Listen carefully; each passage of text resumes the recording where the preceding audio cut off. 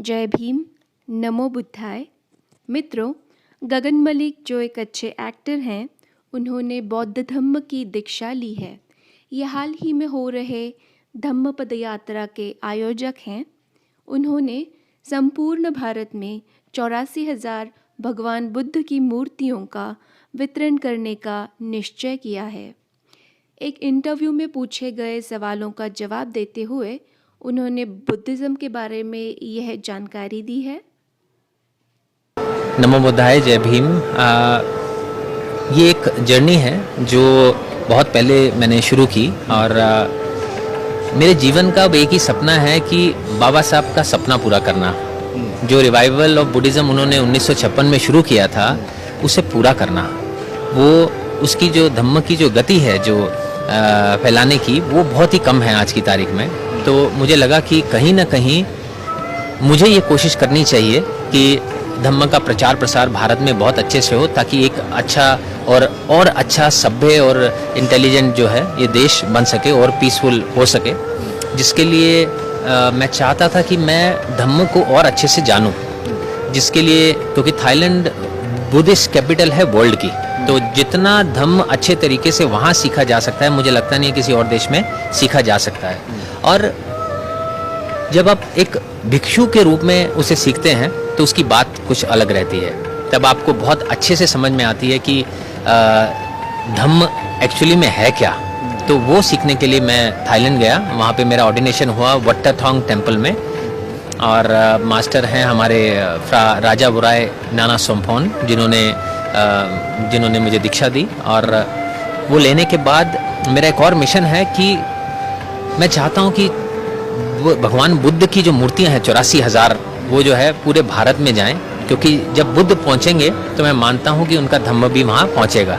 अशोका ने 84,000 स्तूप बनाए थे, तो मैं चाहता हूँ कि मैं उनके नक्शे कदम पर चल के एटलीस्ट 84,000 मूर्तियाँ तो दान करने की कोशिश कर सकता हूँ अगर स्तूप आने की। इस दौरान में होता ऐसा है कि मैंने 15 दिन के लिए सोचा था मैं भिक्षु बनूंगा, लेकिन थाईलैंड में लोगों का इतना प्यार मिला कि मैं जो वहाँ की महासंघ है वो अभी ये कह रहे हैं कि आप जितना समय रह सकते हो, बार बार मौका नहीं मिलता जीवन में, आप रहो और सीखो। जितना सीखोगे उतना अच्छा है।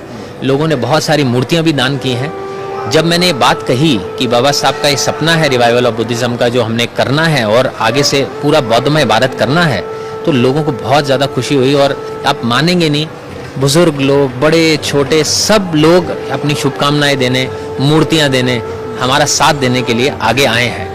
अब ये हमारे ऊपर निर्भर करता है, हमारे बुद्धिस्ट लोगों के ऊपर, कि हम एकता के साथ कैसे काम कर सकते हैं। हमारा जो ड्रॉबैक रहा है वो यही है कि हमारे में एकता कम है।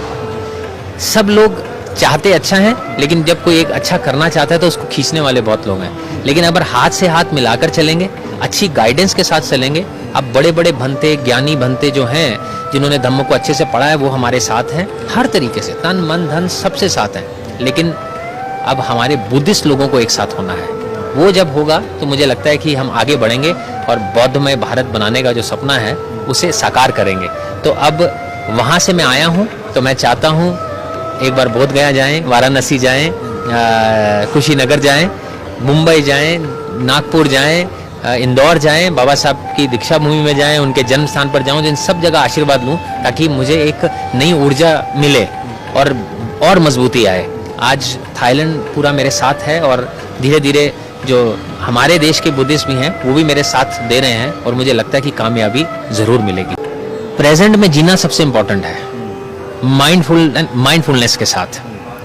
सती, समाधि और पन्या, ये सबसे इम्पोर्टेंट 3 चैप्टर हैं बुद्धिज़्म के।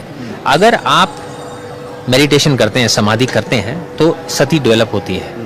माइंडफुलनेस जब होती है, कॉन्टिन्यूसली आप माइंडफुल रहते हैं, तो विजडम आता है, और जब विजडम आता है तो आपको ज्ञान की प्राप्ति होनी शुरू हो जाती है। आप सही इंसान बनते हैं, सही राह पर चलना शुरू होते हैं, और धीरे धीरे निर्वाण की ओर बढ़ना शुरू होते हैं। इसको और बड़े से मैं समझा सकता हूँ, लेकिन अभी समय की कमी है। अब धम्म की बात करें, बुद्ध का धम्म क्या सीखा है? बुद्ध का धम्म तो बहुत बड़ा है, जितना मैंने आपको छोटे से इसमें बताया, इसमें बहुत सारी चीज़ें हैं। अगर हम बात करेंगे, फुर्सत से हम ये ज़रूर जानना चाहेंगे। हाँ, ये धम्म टॉक होनी बहुत ज़रूरी है। जो इम्पोर्टेंट मैं चाहता हूँ जो मैसेज आना चाहिए, भिक्षुओं का सम्मान कैसे करना है वो हमें सीखना है। एक बुद्धिस्ट डिसिप्लिन में कैसे रहता है वो हमें सीखना है। यहाँ पर उस चीज़ की मुझे बहुत कमी दिखती है। और नए मंक्स और बनने चाहिए, ऑर्डिनेट होने चाहिए भिक्षु, वो कैसे होंगे वो सीखा है। कल्चरल आदान प्रदान कैसे हो कि भारत से थाईलैंड जाएं, थाईलैंड से कुछ लोग इधर आए, नए भिक्षु बने जो बुद्ध का धम्म फैलाएं, इस पर काम करना है, ये बहुत ज़रूरी है। लेकिन जब मैंने श्री सिद्धार्थ गौतम फिल्म की श्रीलंका की और बुद्ध के बारे में पढ़ा, मुझे बहुत ज़्यादा इंस्पिरेशन मिला और मुझे लगा कि इस दुनिया में सबसे जो ज़रूरी चीज़ है वो एक अच्छा इंसान बनना है। उसमें सुपरस्टिशन की या और जो जिसे कहते हैं कि ब्लाइंड फेथ की उन जगहें नहीं है, बहुत ही ज़्यादा प्रैक्टिकल है बुद्धिज़्म। और जिससे मैं इंस्पायर हुआ और मैं श्रीलंकन में मैंने बौद्ध धर्म को अपनाया। और उसके बाद मैंने सोच लिया कि अगर मुझे कंप्लीट बुद्धिस्ट बनना है तो मुझे धम्म का प्रचार प्रसार करना ही होगा। तो इसलिए मैंने बौद्ध धर्म अपनाया।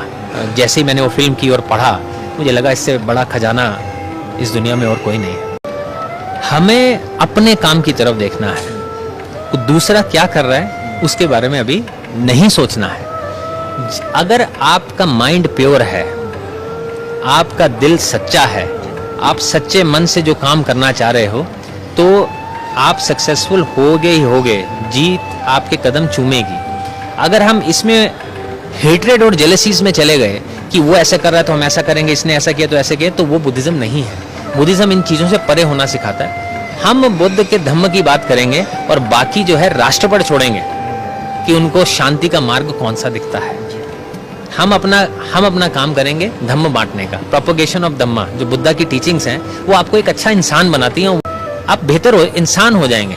उससे कोई फर्क नहीं पड़ता आप कौन से धर्म के हैं। तो उसका प्रचार प्रसार हमें करना है और उसके लिए हम आगे बढ़ेंगे।